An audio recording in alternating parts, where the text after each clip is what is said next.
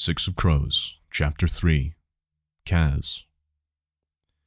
Cheers greeted Kaz as he emerged from the eastern arch, Jesper trailing behind him, and, if Kaz was any judge, already working himself into a sulk. Dierix, Roddy, and the others charged at them, whooping and shouting. Jesper's revolvers held aloft. The crew had gotten the barest glimpse of the proceedings with Giels, but they'd heard most of it. Now, they were chanting, "The Bureaucrat is on fire. The dregs don't have no water."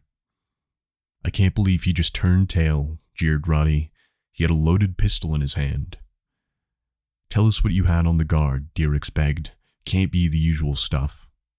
"I heard about a guy in Slocken who liked to roll around in apple syrup and then get to—" "I'm not talking," said Kaz.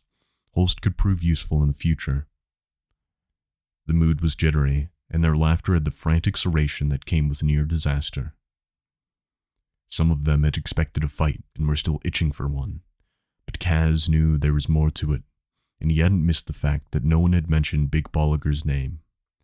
They'd been badly shaken by his betrayal, both the revelation and the way Kaz had delivered punishment. Beneath all that jostling and whooping, there was fear. Good. Kaz relied on the fact that the dregs were all murderers, thieves, and liars. He just had to make sure they didn't have a habit of lying to him.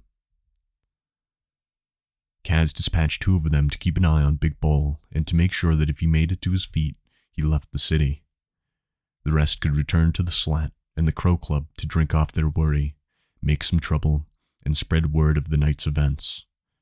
They'd tell what they'd seen, embroider the rest, and with every retelling, Dirty Hands would get crazier and more ruthless. But Kaz had business to attend to, and his first stop would be Fifth Harbor. Jesper stepped into his path. "You should have let me know about Big Bolliger," he said in a furious whisper. "Don't tell me my business, Jess. Do you think I'm dirty too? If I thought you were dirty, you'd be holding your guts on the floor of the exchange like Big Ball, so stop running your mouth." Jesper shook his head and rested his hands on the revolvers he'd reclaimed from Dierix. Whenever he got cranky, he liked to lay hands on a gun, like a child seeking the comfort of a favored doll. It would have been easy enough to make peace. Kaz could have told Jesper that he knew he wasn't dirty, reminded him that he'd trusted him enough to make him his only real second in a fight that could have gone badly wrong tonight. Instead, he said, "Go on, Jesper. There's a line of credit waiting for you at the Crow Club. Play till morning or your luck runs out, whichever comes first." Jesper scowled, but he couldn't keep the hungry gleam from his eye. "Another bribe? I'm a creature of habit. Lucky for you, I am too." He hesitated long enough to say, "You don't want us with you? Giels' boys are going to be riled after that." "Let them come," Kaz said, and turned down Numstrat without another word. "If you couldn't walk by yourself through Ketterdam after dark, then you might as well just hang a sign that read "soft" around your neck and lie down for a beating." He could feel the dregs' eyes on his back as he headed over the bridge. He didn't need to hear their whispers to know what they would say. They wanted to drink with him, hear him explain how he'd known Big Bolliger had gone over to the Black Tips, listen to him describe the look in Giels' eyes when he dropped his pistol. But they'd never get it from Kaz, and if they didn't like it, they could find another crew to run with. No matter what they thought of him, they'd walk a little taller tonight. It was why they stayed, why they gave their best approximation of loyalty for him. When he'd officially become a member for the dregs, he'd been 12, and the gang had been a laughingstock. Street kids in washed-up cadaggers running shell games and penny-poor cons out of a run-down house in the worst part of the barrel. But he hadn't needed a great gang, just one he could make great, one that needed him. Now, they had their own territory, their own gambling hall, and that run-down house that had become the Slat. A dry, warm place to get a hot meal or hole up when you were wounded. Now, the dregs were feared. Kaz had given them that. He didn't owe them small talk on top of it. Besides, Jesper would smooth it all over. A few drinks in and a few hands up, and the sharpshooter's good nature would return. He held a grudge about as well as he held his liquor, and he had a gift for making Kaz's victories sound like they belonged to everyone. As Kaz headed down one of the little canals that would take him past Fifth Harbor, he realized he felt saints. He almost felt hopeful. Maybe he should see a medic. The black tips had been nipping at his heels for weeks, and now he'd forced them to play their hand. His leg wasn't too bad either, despite the winter chill. The ache was always there, but tonight it was just a dull throb. Still, a part of him wondered if the parlay was still some sort of test Per Haskell had set for him. Haskell was perfectly capable of convincing himself that he was the genius making the dregs prosper, especially if one of his cronies was whispering in his ear. That idea didn't sit easily, but Kaz could worry about Per Haskell tomorrow. For now, he'd make sure everything was running on schedule at the harbor, and then head home to the slat for some much-needed sleep. He knew Ines was shadowing him. She'd been with him all the way from the exchange. He didn't call out to her. She would make herself visible when she was good and ready. Usually, he liked the quiet. In fact, he would have happily sewn most people's lips shut. But when she wanted to, Ines had a way of making you feel her silence. It tugged at your edges. Kaz managed to endure it all the way past the iron railings of Zent's Bridge, the grating covered in little bits of rope tied in elaborate knots, sailors' prayers for safe return from the sea, superstitious rot. Finally, he gave in and said, "Spit it out already, Wraith." Her voice came from the dark. "You didn't send anyone to the Bierstrat.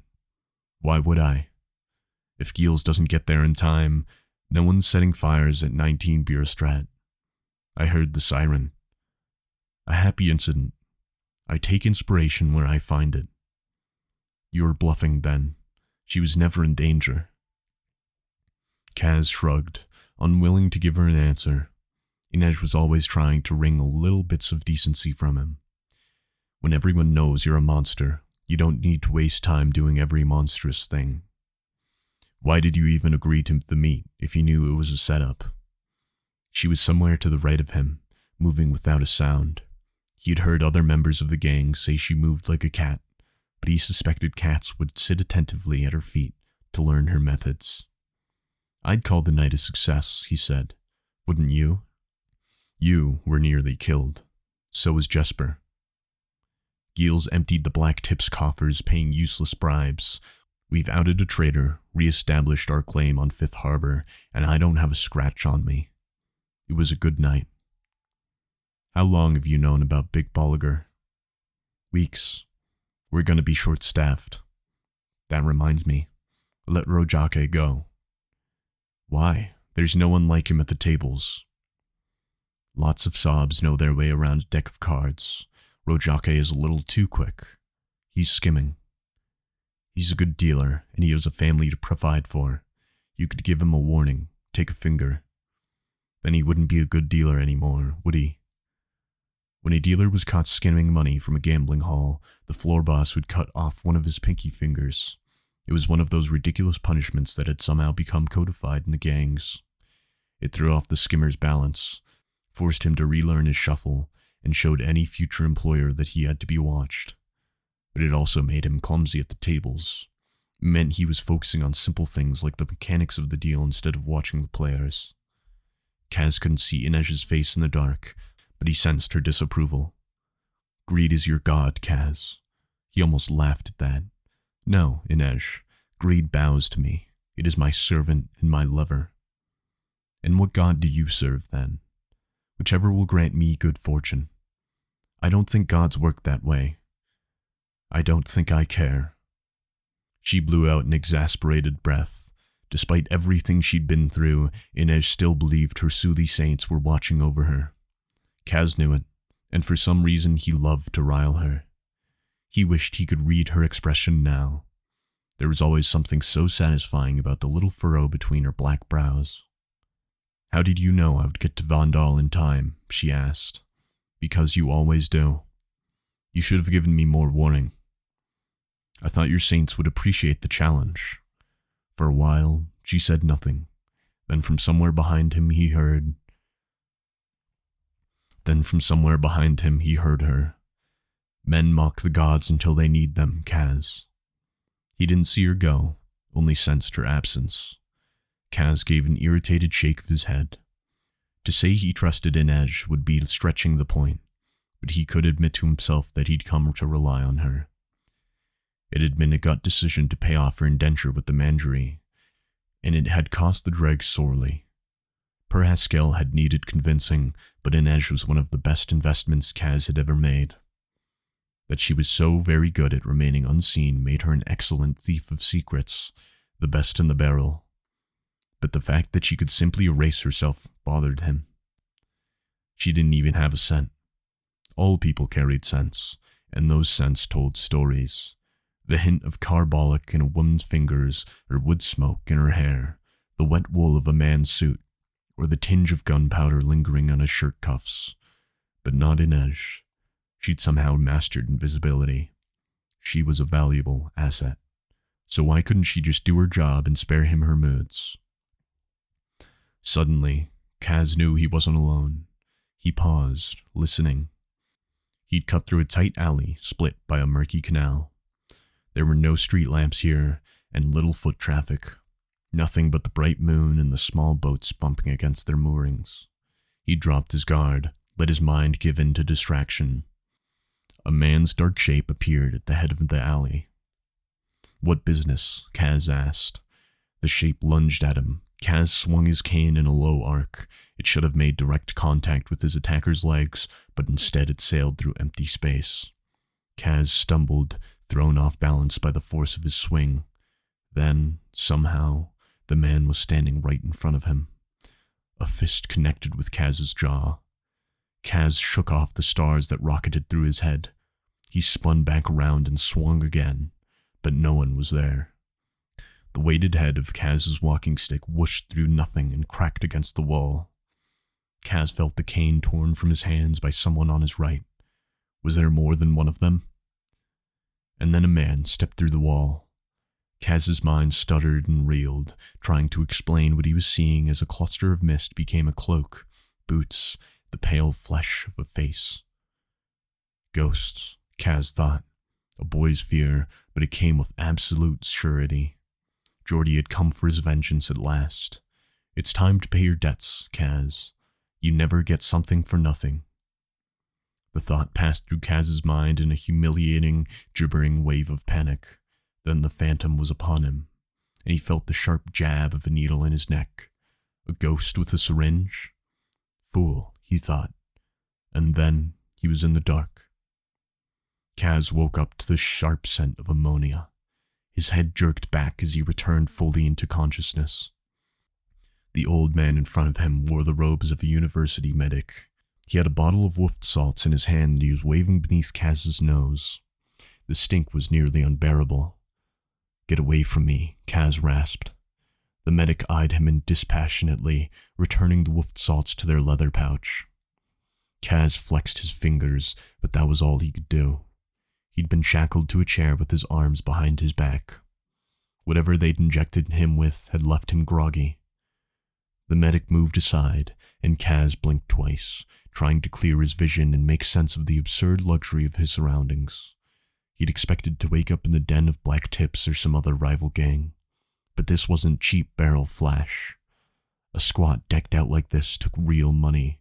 Mahogany panels dense with carvings of frothing waves and flying fish.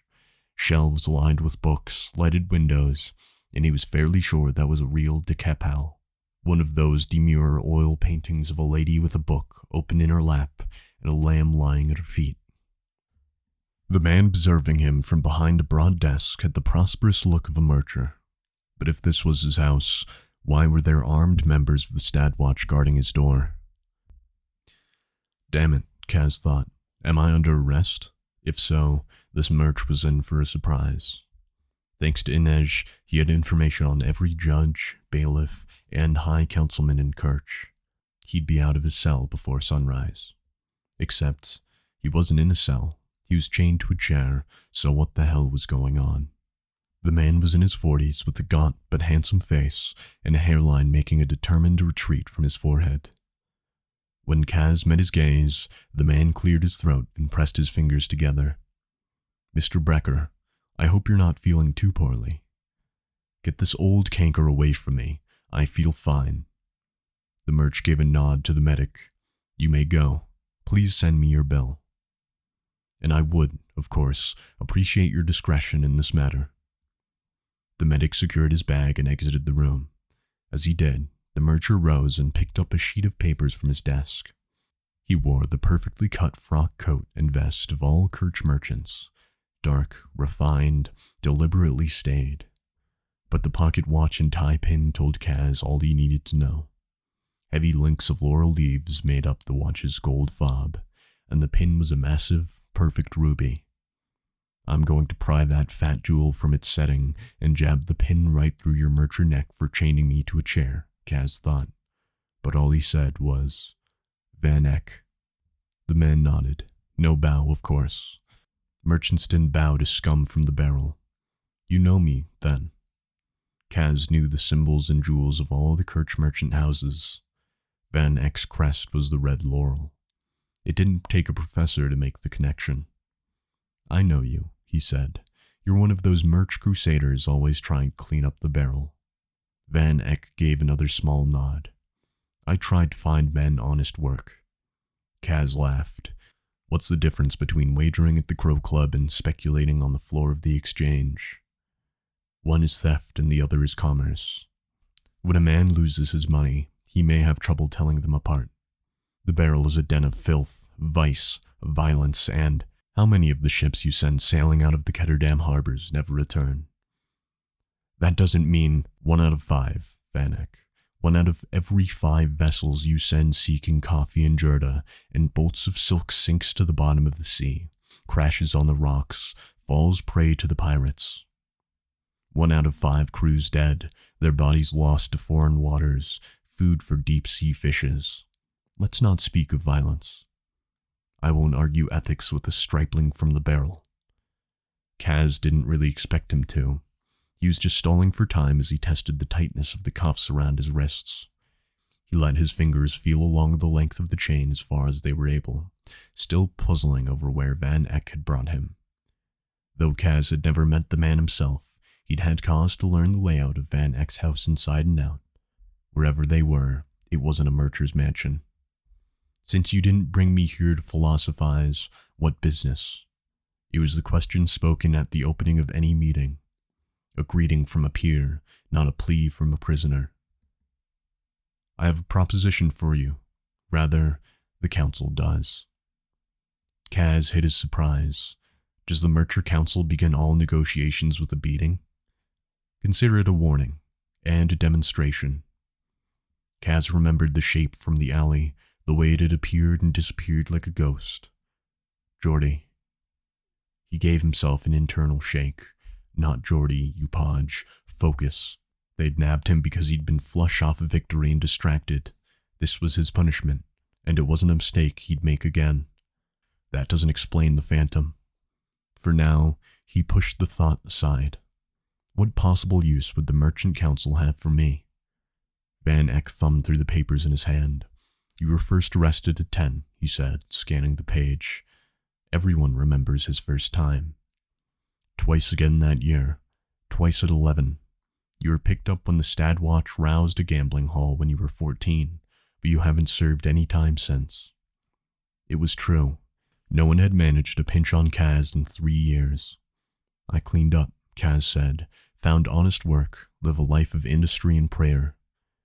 Don't blaspheme, Van Eck said mildly, but his eyes flashed briefly with anger. A man of faith, Kaz noted, as his mind sorted through everything he knew about Van Eck. Prosperous, pious, a widower recently remarried to a bride not much older than Kaz himself. And, of course, there was the mystery of Van Eck's son. Van Eck continued paging through the file. You run book on prize fights, horses, and your own games of chance. You've been floor boss at the Crow Club for more than 2 years. You're the youngest to ever run a betting shop, and you've doubled its profits in that time. You're a blackmailer, and I broker information. A con artist, I create opportunity. A bawd and a murderer, I don't run whores, and I kill for a cause. And what cause is that? Same as yours, Merch. Profit. How do you get your information, Mr. Brecker? You might say I'm a lockpick. You must be a very gifted one. I am indeed, Kaz leaned back slightly. You see, every man is a safe, a vault of secrets and longings. Now, there are those that take the brute's way, but I prefer a gentler approach. The right pressure applied at the right moment, in the right place. It's a delicate thing. Do you always speak in metaphors, Mr. Brecker? Kaz smiled. It's not a metaphor. He was out of his chair before the chains hit the ground. He leaped at the desk, snatching a letter opener from its surface in one hand and catching hold of the front of Van Eck's shirt with the other. The fine fabric bunched as he pressed the blade to Van Eck's throat. Kaz was dizzy, and his limbs felt creaky from being trapped in the chair, but everything seemed sunnier with the weapon in his hand. Van Eck's guards were facing him, all with guns and swords drawn. He could feel the merch's heart pounding beneath the wool of his suit. I don't think I need to waste breath on threats, Kaz said. Tell me how to get to the door, or I'm taking you through the window with me. I think I can change your mind. Kaz gave him a little jostle. I don't care who you are or how big that ruby is. You don't take me from my own streets, and you don't try to make a deal with me while I'm in chains. Mika, Van Eck called, and then it happened again. A boy walked through the library wall. He was pale as a corpse and wore an embroidered blue Grisha tidemaker's coat with a red and gold ribbon at the lapel indicating his association with Van Eck's house. But not even Grisha could just stroll through a wall. Drugged, Kaz thought, trying not to panic. I've been drugged. Or it was some kind of illusion, the kind they performed in the theaters off East Stave. A girl cut in half, doves from a teapot. What the hell is this? He growled. Let me go and I'll explain. You can explain right where you are. Van Eck huffed a short, shaky breath. What you're seeing are the effects of Jurda Parem. Jurda is just a stimulant. The little dried blossoms were grown in Novi Zem and sold in shops all over Ketterdam. In his early days in the dregs, Kaz had chewed them to stay alert during stakeouts. It had stained his teeth orange for days after. It's harmless, he said. Jurda Parem is something completely different, and it is most definitely not harmless. So you did drug me. Not you, Mr. Brecker. Mika. Kaz took in the sickly pallor of the Grisha's face. He had dark hollows beneath his eyes and the fragile, trembling build of someone who had missed several meals and didn't seem to care. Jurda Parem is a cousin to ordinary Jurda, Van Eck continued. It comes from the same plant. We're not sure of the process by which the drug is made, but a sample of it was sent to the Kirch Merchant Council by a scientist named Bo Yulbeyer. Shu? Yes. He wished to defect, so he sent us a sample to convince us of his claims regarding the drug's extraordinary effects. Please, Mr. Brecker, this is a most uncomfortable position. If you like, I will give you a pistol and we can sit and discuss this in a more civilized fashion. A pistol and my cane. Van Eck gestured to one of his guards, who exited the room and returned a moment later with Kaz's walking stick. Kaz was just glad he used the damn door. Pistol first, Kaz said, slowly. The guard unholstered his weapon and handed it to Kaz by the grip. Kaz grabbed and cocked it in one quick movement, then released Van Eck, tossed the letter opener onto the desk, and snatched his cane from the guard's hand. The pistol was more useful, but the cane brought Kaz relief he didn't care to quantify. Van Eck took a few steps backwards, putting distance between himself and Kaz's loaded gun. He didn't seem eager to sit. Neither was Kaz, so he kept close to the window, ready to bolt if need be. Van Eck took a deep breath and tried to set his suit to rights. That cane is quite a piece of hardware, Mr. Brecker. Is it fabricator-made? It was, in fact, the work of a Grisha fabricator, lead-lined and perfectly weighted for breaking bones. None of your business. Get talking, Van Eck. The mercher cleared his throat. When Bo Yulbeyer sent us the sample of Jurda Parem, we fed it to 3 Grisha, 1 from each order. Happy volunteers? Indentures, Van Eck conceded. The first 2 were a fabricator, and a healer indentured to Councilman Hode. Mika is a tide maker. He's mine. You've seen what he can do using the drug. Hode, why did that name ring a bell? I don't know what I've seen, Kaz said as he glanced at Mika. The boy's gaze was focused intently on Van Eck as if awaiting his next command. Or maybe another fix. An ordinary tidemaker can control currents, summon water or moisture from the air of a nearby source. They manage the tides in our harbor, but under the influence of Jurda Parem, a tidemaker can alter his own state from solid to liquid to gas and back again, and do the same with other objects, even a wall. Kaz was tempted to deny it, but he couldn't explain what he'd just seen any other way. How? It's hard to say. You're aware of the amplifiers some Grisha wear? I've seen them, Kaz said. Animal bones, teeth, scales. I hear they're hard to come by. Very, but they only increase a Grisha's power. Jurda Parem alters a Grisha's perception. So, Grisha manipulate matter at its most fundamental levels. They call it a small science. Under the influence of Parem, those manipulations become faster and more precise. In theory, Jurda Parem is just a stimulant like its ordinary cousin, but it seems to sharpen and hone a Grisha's senses. They can make connections with extraordinary speed. Things become possible that simply shouldn't be. What does it do to sorry sobs like you and me? Van Eck seemed to bristle slightly at being lumped in with Kaz, but he said, It's lethal. An ordinary mind cannot tolerate Parem in even the lowest doses. You said you gave it to 3 Grisha. What can the others do? Here, Van Eck said, reaching for a drawer in his desk. Kaz lifted his pistol. Easy. With exaggerated slowness, Van Eck slid his hand into the desk drawer and pulled out a lump of gold. This started as lead. Like hell it did. Van Eck shrugged. I can only tell you what I saw. The fabricator took a piece of lead in his hands, and moments later, we had this. How do you even know it's real? Asked Kaz. It has the same melting point as gold, the same weight and malleability. If it's not identical to gold in every way, the difference has eluded us. Have it tested if you like. Kaz tucked his cane under his arm and took the heavy lump from Van Eck's hand. He slipped it into his pocket. Whether it was real or just a convincing imitation, a chunk of yellow that big could buy plenty on the streets of the barrel. You could have gotten that anywhere, Kaz pointed out. I would bring Hode's fabricator here to show you himself, but he isn't well. Kaz's gaze flicked to Mika's sickly face and damp brow. The drug clearly came with the price. Let's say this is all true and not cheap coin trick magic. What does it have to do with me? Perhaps you heard of the Shu paying off the entirety of their debt to the Kirch with a sudden influx of gold? The assassination of the trade ambassador from Novi Zem? The theft of documents from a military base in Ravka? So that was the secret behind the murder of the ambassador in the washroom. And the gold in those 3 Shu ships must have been fabricator-made.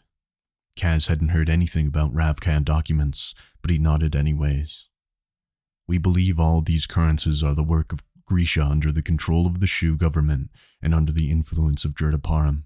Van Eck scrubbed a hand over his jaw. Mr. Brecker, I want you to think for a moment about what I'm telling you. Men who can walk through walls. No vault or fortress will ever be safe again. People who can make gold from lead, or anything else for that matter, who can alter the very nature of the world.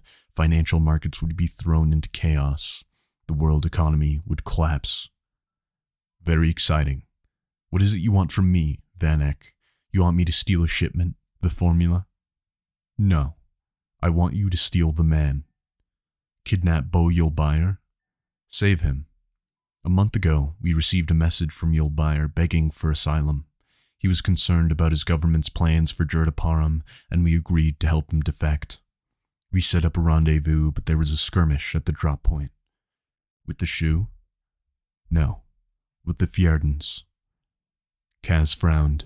The Fjerdens must have had spies deep in Shuhan or Kirch if they had learned about the drug and Bo Yulbayer's plans so quickly. So send some of your own agents after him. The diplomatic situation is somewhat delicate. It is essential that our government not be tied to Yulbayer in any way. You have to know he's properly dead. The Fjerdans hate Grisha. There's no way they'd let knowledge of this drug get out. Our sources say he is very much alive and that he is awaiting trial. Vanek cleared his throat. At the ice court. Kaz stared at Vanek for a long minute, then burst out laughing. Well, it's been a pleasure being knocked unconscious and taken captive by you, Vanek. You can be sure your hospitality will be repaid when the time is right. Now, have one of your lackeys show me the door. We're prepared to offer you 5 million crudge. Kaz pocketed the pistol. He wasn't afraid for his life now, just irritated that this Fink had wasted his time. This may come as a surprise to you, Vanek, but we canal rats value our lives just as much as you do yours. 10 million. There's no point to a fortune I won't be alive to spend. Where's my hat? Did your tidemaker leave it behind in the alley? 20. Kaz paused. He had the eerie sense that the carved fish on the walls had halted mid-leap to listen. 20 million crudge. Vanek nodded. He didn't look happy. I'd need to convince a team to walk into a suicide mission. That won't come cheap. That wasn't entirely true. Despite what he'd said to Vanek, there were plenty of people in the barrel who didn't have much to live for. 20 million crudge is hardly cheap, Vanek snapped. The ice court has never been breached. That's why we need you, Mr. Brecker. It's possible Bo-Yul-Byr is already dead, or that he's given up all his secrets to the Fjerdans, but we think we have at least a little time to act before the secret of Jurda Parem is put into play. If the shoe of the formula, Yul-Byr claimed he'd managed to mislead his superiors and keep the specifics of the formula secret. We think they're operating from whatever limited supply Yul-Byr has left behind. Greed bows to me. Maybe Kaz had been a bit too cocky on that front. Now, Greed was doing Vanek's bidding. The lever was at work, overcoming Kaz's resistance, moving him into place. 20 million crudge. What kind of job would this be? Kaz didn't know anything about espionage or government squabbles, but why should stealing Bo-Yul-Byr from the ice court be any different from liberating values from a mercher's safe? The most well-protected safe in the world, he reminded himself.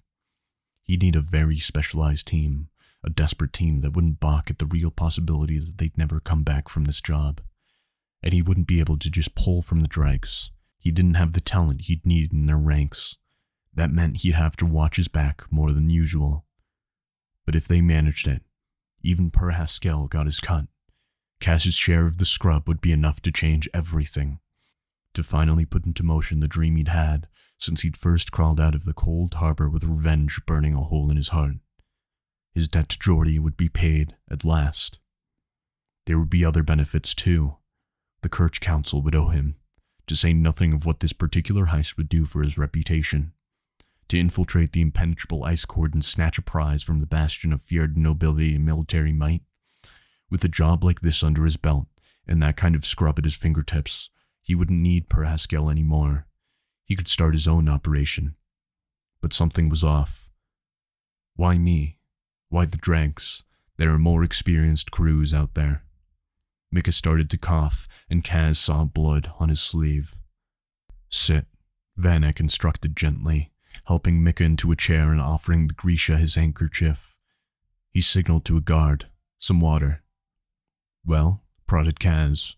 How old are you, Mr. Brecker? 17.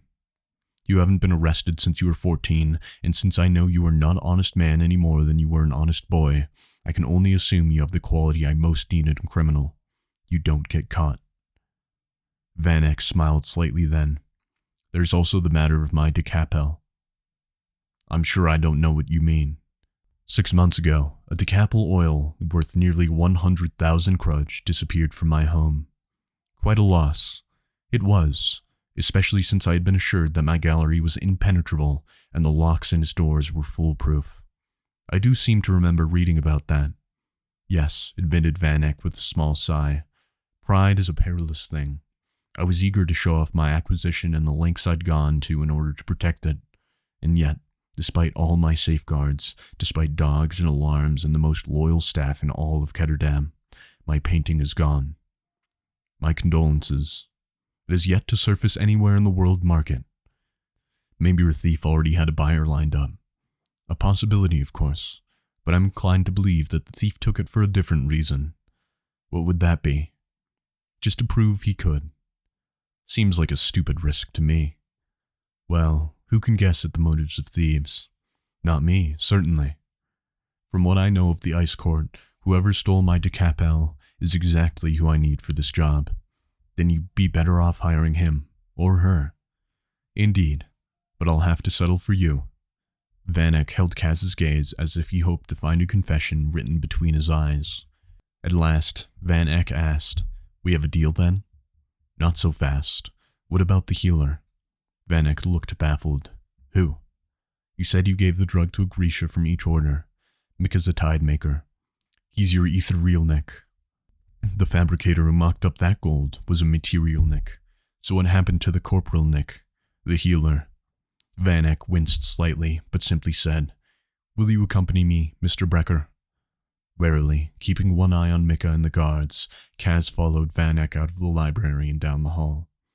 The house dripped Mercher wealth. Walls paneled in dark wood, floors tiled in clean black and white, all in good taste, all perfectly restrained and impeccably crafted. But it had the feel of a graveyard. The rooms were deserted, the curtains drawn, the furniture covered in white sheets so that each shadowy chamber they passed looked like some kind of forgotten seascape cluttered with icebergs. Hode. Now the name clicked into place. There'd been some kind of incident at the Hode's house mansion in the Gelstrat last week. The whole place had been cordoned off and crawling with the Stadwatch. Kaz had heard rumors of a firepox outbreak, but even Ines hadn't been able to learn more. "This is Councilman Hode's house," Kaz said, skin crawling. He wanted no part of a plague, but the merch and his guards didn't seem remotely concerned. "I thought this place was under quarantine. What happened here is no danger to us, and if you do your job, Mr. Brecker, it never will be." Van Eck led him through a door and into a manicured garden, thick with the new nectar scent of early cruces. The smell hit Kaz like a blow to the jaw. Memories of Geordie were already too fresh in his mind, and for a moment, Kaz wasn't walking through the canal-side garden of a rich merch. He was knee-deep in spring grasses, hot sun beating down on his cheeks, his brother's voice calling him home. Kaz gave himself a shake. "I need a mug of the darkest, bitterest coffee I can find," he thought. Or maybe a real punch to the jaw. Van Eck was leading him to a boathouse that faced the canal. The light flickering out between its shuttered windows cast patterns on the garden path. A single city guard stood at attention beside the door as Van Eck slid a key from his pocket and into the heavy lock. Kaz put his sleeve up to his mouth as the stink from the closed-up room reached him. Urine, excrement, so much for spring crocuses. The room was lit by 2 glass lanterns on the wall. A group of guards stood facing a large iron box, shattered glass littering the floor at their feet. Some wore the purple uniform of the Stadwatch, others the sea-green livery of the Hode House. Through what Kaz now understood had been an observation window, he saw another city guard standing in front of an empty table and 2 overturned chairs. Like the others, the guard stood with his arms loose at his side, face blank, eyes forward, gazing at nothing. Van Eck turned up the light to one of the lanterns, and Kaz saw a body in a purple uniform slumped on the floor, eyes closed. Van Eck sighed and crouched down to turn the body over. "We've lost another," he said. The boy was young, the bare scraps of a mustache on his upper lip. Van Eck gave orders to the guard who had let them in, and with help from one of Van Eck's retinue, they lifted the corpse and took it from the room. The other guards didn't react, just continued to stare ahead. Kaz recognized one of them, Henrik Dahlman, the captain of the Stadwatch. "Dahlman?" he queried, but the man made no response. Kaz waved a hand in front of the captain's face, then gave him a hard flick on the ear. Nothing but a slow, disinterested blink. Kaz raised his pistol and aimed it directly at the captain's forehead. He cocked the hammer. The captain didn't flinch, didn't react. His pupils didn't contract. "He's as good as dead," said Van Eck. "Shoot. Blow his brains out. He won't protest and the others won't react." Kaz lowered his weapon, a chill setting deep in his bones. What is this? What happened to them? The Grisha was a Corporal Nick serving her indenture with the Councilman Hode's household. He thought because she was a healer and not a heart render, he was making the safe choice to test the Parem. Seemed smart enough. Kaz had seen heart renders at work. They could rupture your cells, burst your heart in your chest, steal the breath from your lungs, or lower your pulse so that you dropped into a coma, all while never laying a finger on you. If even part of what Van Eck said was true, the idea of one of them dosed with Jurda Parem was a daunting proposition. So the Murchers had tried the drug on a healer instead, but apparently things hadn't gone according to plan. You gave her the drug, and she killed her master? Not exactly, Van Eck said, clearing his throat. They had her in that observation cell. Within seconds of consuming the Parem, she took control of the guard inside the chamber. How? We don't know exactly, but whatever method she used, it allowed her to subdue all these guards as well. That's not possible. Isn't it? The brain is just one more organ, a cluster of cells and impulses. Why shouldn't a Grisha under the influence of Jurda Parem be able to manipulate those impulses? Kaz's disbelief must have shown. Look at these people, Van Eck insisted. She told them to wait, and that's exactly what they've done. That's all they've done since. Kaz studied the silent group more closely. Their eyes weren't blank or dead, their bodies weren't quite at rest, they were expectant. He suppressed a shiver.